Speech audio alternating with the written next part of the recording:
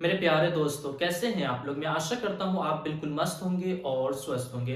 दोस्तों, आज का ये वीडियो होने वाला है वो म्यूचुअल फंड के ऊपर एक कमेंट के बारे में होने वाला है। हमारे पास एक कमेंट आया है कि मेरे पास 1 लाख रुपए हैं और मैं इस 1 लाख रुपए को म्यूचुअल फंड में इन्वेस्टमेंट करके वहां से हर महीने मंथली पेंशन लेना चाहता हूँ। तो अगर हम 1 लाख रुपए इन्वेस्टमेंट करते हैं तो कितना पैसा हम वहां से हर महीने विड्रॉवल कर पाएंगे? इसके बारे में आप एक वीडियो बनाइए और एक प्रॉपर अच्छे तरीके से आप मेरी फाइनेंशियल प्लानिंग को कीजिए कि मैं वहां से पेंशन भी ले सकूं और जब मैं वहां से जब एग्जिट करूं तो वहां से हमें काफी अच्छा पैसा देखने को मिले। तो आज का ये वीडियो है कि हम 1 लाख रुपए इन्वेस्टमेंट करके म्यूचुअल फंड में SWP के माध्यम से हम पैसे को विड्रॉवल भी करेंगे और लास्ट में हम वहां से फाइनल वैल्यू भी लेना चाहते हैं। तो चलिए इस चीज को हम शुरू करते हैं। आप इस चीज को समझने के लिए आप व्हाइट बोर्ड पे जो भी चीज लिखी जाएंगे उन सभी चीज को आप अच्छे तरीके से समझिएगा। और हाँ, अगर आपके पास भी म्यूचुअल फंड से जुड़ा कोई क्वेश्चन है, कोई सवाल है, तो उसको आप बेझिझक कमेंट कर सकते हैं। मैं कोशिश करूंगा कि आपके कमेंट के ऊपर वीडियो जल्द से जल्द बनाने की।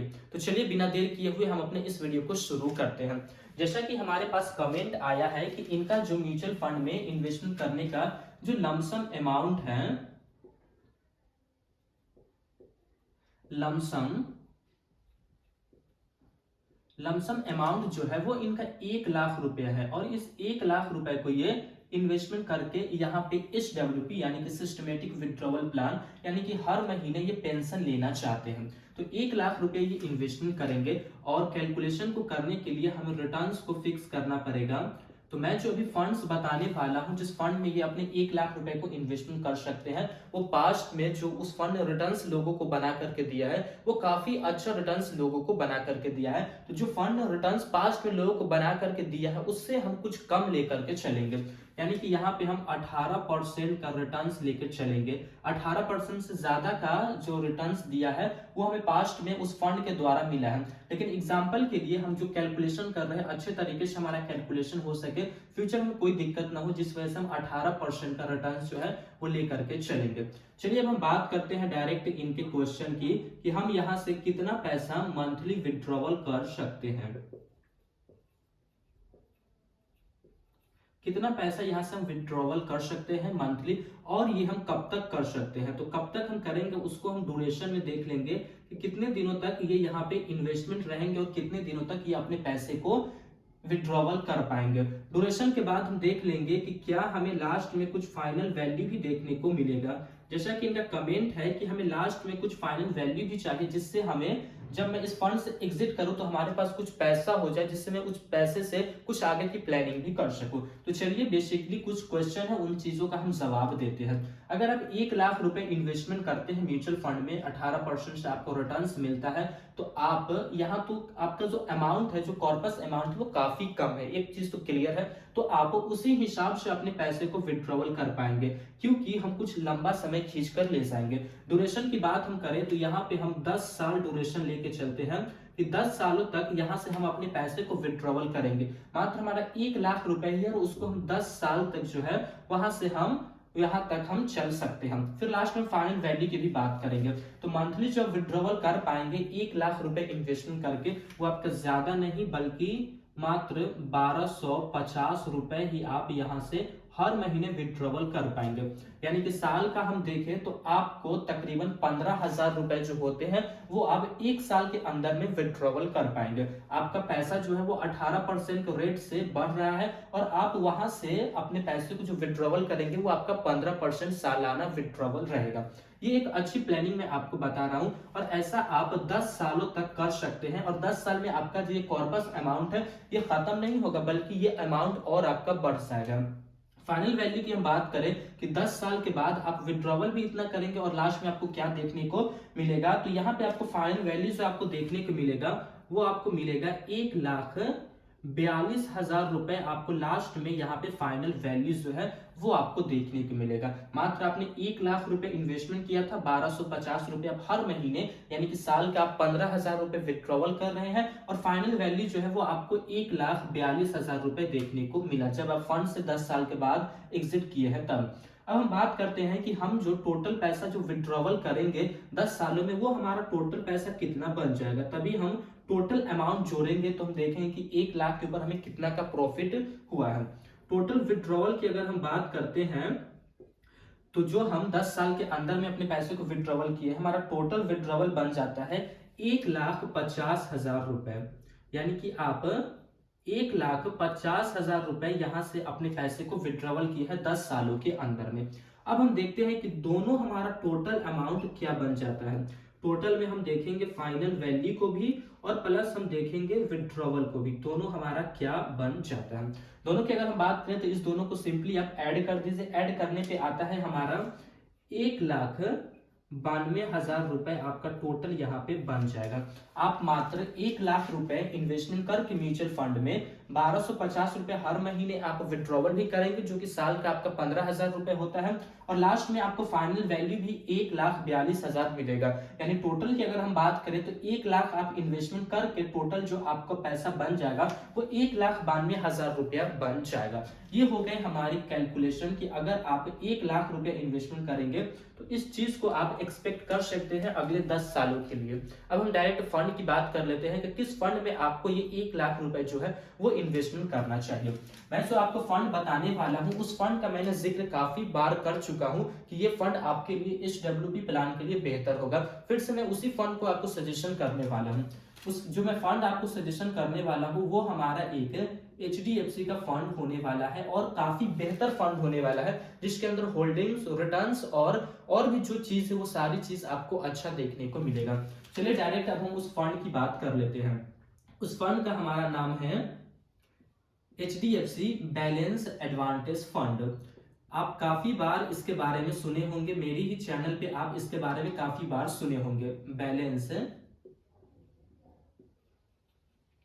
Advantage fund. अगर आप रेगुलर हमारी वीडियो देख रहे हैं तो इस फंड के बारे में मुझे ज्यादा जानकारी देने की जरूरत नहीं पड़ती, लेकिन हो सकता है कोई नया व्यक्ति भी इस वीडियो को देख रहा हो, तो हमें ये जरूरी है कि मैं इस फंड के बारे में आपको प्रॉपर अच्छे तरीके से जानकारी दूं। पहले हम बात करेंगे इस फंड के अंदर में हमें टोटल कितने स्टॉक्स जो है वो हमें देखने को मिलते हैं। आप इस चीज को अगर जानते हैं, अगर आप नहीं जानते हैं तो आज आप जान लीजिए कि म्यूचुअल फंड में हम इन्वेस्टमेंट करते हैं तो हमारा पैसा जो है वो स्टॉक मार्केट में इन्वेस्टमेंट होता है और अलग अलग कंपनियों में हमारा पैसा इन्वेस्टमेंट होता है। तो इस फंड में जो हम अपने पैसे को इन्वेस्टमेंट करेंगे वो पैसा हमारा कितने कंपनी के अंदर में इन्वेस्टमेंट होगा। तो यहाँ पे है 323 कंपनी के अंदर में आपका पैसा जो है इन्वेस्टमेंट होगा। यानी कि इस फंड के अंदर में आपको टोटल स्टॉक्स जो देखने को मिलता है वो 323 देखने को मिलता है। फिर हम बात कर लेते हैं सेक्टर्स की। यहाँ पे मैं थोड़ा सा शॉर्ट में आपको बता देता हूं सेक्टर्स की कि इस फंड के अंदर में 323 तो हमारे स्टॉक्स है, लेकिन किस सेक्टर्स में हमारा पैसा जाता है, यानी कि फाइनेंशियल सर्विस हो गए, एनर्जी सेक्टर हो गया, फिर से टेक्नोलॉजी सेक्टर हो गया, रियल एस्टेट सेक्टर हो गया, ऐसे कई अलग अलग तरह के सेक्टर्स होते हैं। तो यहाँ पे 10 सेक्टर्स में आपका पैसा जो है वो इन्वेस्टमेंट होगा। 323 कंपनी है, लेकिन ये 10 सेक्टर्स के 323 कंपनी है। और सबसे ज्यादा जो आपका 10 सेक्टर्स में से जो पैसा आपका गया है वो फाइनेंशियल सर्विस, यानी कि जो बैंक्स होते हैं उनको हम फाइनेंशियल सर्विस का सेक्टर बोलते हैं। बैंक के अंदर में आपका सबसे ज्यादा पैसा जो है वो इस फंड का इन्वेस्टमेंट होता है। चलिए अब हम बात कर लेते हैं इसके फंड साइज की कि इसका जो फंड साइज है वो हमें कितना बड़ा देखने को मिलता है। देखिए फंड साइज हर वीडियो में आप देखेंगे तो आपको थोड़ा बहुत चेंजेस जो है वो देखने को मिलेगा। फंड साइज हो गया, रिटर्न्स हो गया, ये सभी चीज जो है वो थोड़ा बहुत आपको चेंज देखने को मिलेगा। ये फंड साइज हमेशा जो है वो बढ़ते रहता है। फिर उसके बाद जो है वो हम रिटर्न्स की बात कर लेंगे कि इस फंड ने पास्ट में लोगों को कितना का रिटर्न्स बना करके दिया है। फंड साइज की अगर हम बात करें तो यहाँ पे आपको 73,349 करोड़ रुपए का आपको फंड साइज जो है वो आपको देखने को मिलेगा। 73,349 करोड़ रुपए का, जो कि काफी ज्यादा, यानी कि हम ये कह सकते हैं कि बहुत बड़ा ये फंड साइज है। इतना ज्यादा लोग यहाँ पे इस फंड के ऊपर विश्वास करते हैं, तभी तो मैं बार बार SWP प्लान के लिए आपको ये फंड सजेशन करता हूँ। रिटर्न्स की अगर हम बात करते हैं तो लास्ट 3 इयर्स का रिटर्न्स अगर हम देखें तो इस फंड ने 25% के आसपास का जो रिटर्न है वो लास्ट के 3 सालों के अंदर में बना करके दिया है। यानी कि 3 साल का हमारा रिकॉर्ड है कि 3 साल के अंदर में जो फंड है वो हमें 25% का रिटर्न जो है वो लगातार बनाकर हमें देता जा रहा है। और हमने एग्जाम्पल में कितना लिया है, मात्र हमने 18% ही लिया है। इससे ज्यादा भी आपको मिल सकता है और इससे कम भी मिल सकता है। ये मात्र 3 साल का रिकॉर्ड है, लेकिन हम बात कब तक की कर रहे हैं, 10 सालों का हम बात कर रहे हैं, जिस वजह से थोड़ा हमें कम लेकर चलना पड़ता है, जिससे आपको फ्यूचर में कोई दिक्कत का सामना ना करना पड़े। रिटर्न्स के बाद हम यहाँ पे देख लेंगे इसके एक्सपेंस रेशियो को। एक्सपेंस रेशियो मतलब कि आपको यहाँ पे इतना पैसा का जो है वो चार्ज देना पड़ेगा।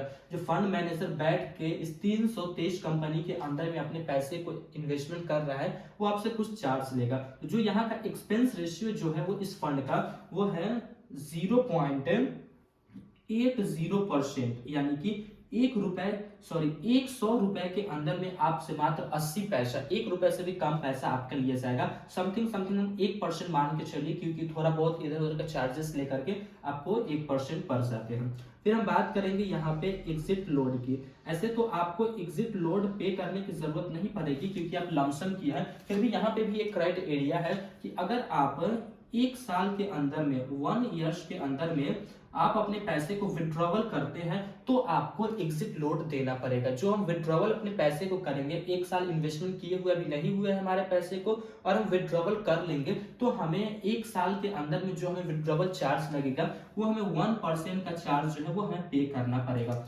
यहाँ पे आपका 1 लाख रुपए इन्वेस्टमेंट अमाउंट है, तो इसका 1% होता है 1000 रुपए। तो 1 साल के अंदर में ही आप अपने पैसे को विड्रॉवल करेंगे तो आपको 1000 रुपए देने पड़ जाएंगे। 1000 तो ये हो गया, और एक्सपेंस रेशियो भी आपको पे करना पड़ जाएगा, यानी कि आप इसको भी 1% मान के चलिए। तो जब आप इन्वेस्टमेंट करेंगे तभी आपका जो है 0.80% आपका पैसा कट कर ही आपका पैसा जो है वो इन्वेस्टमेंट होगा। तो आप 2% लेके चल सकते हैं कि ऐसा आप करेंगे तो समथिंग 2% का जो आपको है वो आपका पैसा चला जाएगा। बाकी रिटर्न्स भी काफी अच्छे आपको यहाँ पे देखने को मिलते हैं। चलिए लास्ट में अब हम बात कर लेते हैं होल्डिंग्स की। हमारा पैसा तो इन जगहों पे जा रहा है, इतना जगह पे जा रहा है, 323 कंपनी में, सेक्टर इसके अंदर 10 है, लेकिन हमारा पैसा कैसी कैसी कैटेगरी यानी कि कैसी कैसी जगहों पे जा रहा है, जो कि हम देखेंगे इक्विटी को, इक्विटी के अंदर में हमारा पैसा जो है वो कितना जा रहा है। इक्विटी मतलब कि शेयर मार्केट के अंदर हमारा पैसा कितना जा रहा है। फिर उसके बाद हम देखेंगे डेप्ट। डेप्ट कहने का मतलब हुआ कि गवर्नमेंट बॉन्ड के अंदर हमारा पैसे कितना जा रहा है, या फिर आप ये समझिए कि जहां पे पैसे लोन पे दिए जाते हैं, जो कंपनी लोन पे देती है पैसे को, उस कंपनी के अंदर हमारा पैसा कितना जाएगा। फिर उसके बाद जो आपका होल्डिंग्स देखने को मिलेगी वो आपको कैश के अंदर देखने को मिलेगी, जहां पे आपका पैसा 3 महीने के लिए इन्वेस्टमेंट किया जाता है। इक्विटी की अगर हम बात करें तो यहाँ पे जो आपका पैसा जो इन्वेस्टमेंट किया जाएगा वो 61.04%। आपका 1 लाख रुपया है ना, तो आप ये मानिए कि उसका 61,000 रुपया जो है वो इक्विटी यानी कि आपका पैसा शेयर मार्केट में लग चुका है। और उसके बाद जो आपका पैसा बचेगा वो डेप्ट में और कैश में जाएगा। तो डेप्ट में जो आपका पैसा जाएगा वो यहाँ पे आपका पैसा का नंबर्स है 26.40%। 1 लाख के अंदर में आपका 61,000 रुपया जो है वो शेयर मार्केट में गया है, और 1 लाख के अंदर से जो आपका 26,000 रुपया है वो आपका डेप्ट के अंदर में चला गया है, जो कंपनियां लोन दिया करती है उस कंपनी में गया है, या फिर आप ये कहें कि गवर्नमेंट बॉन्ड के अंदर आपका पैसा चला गया है।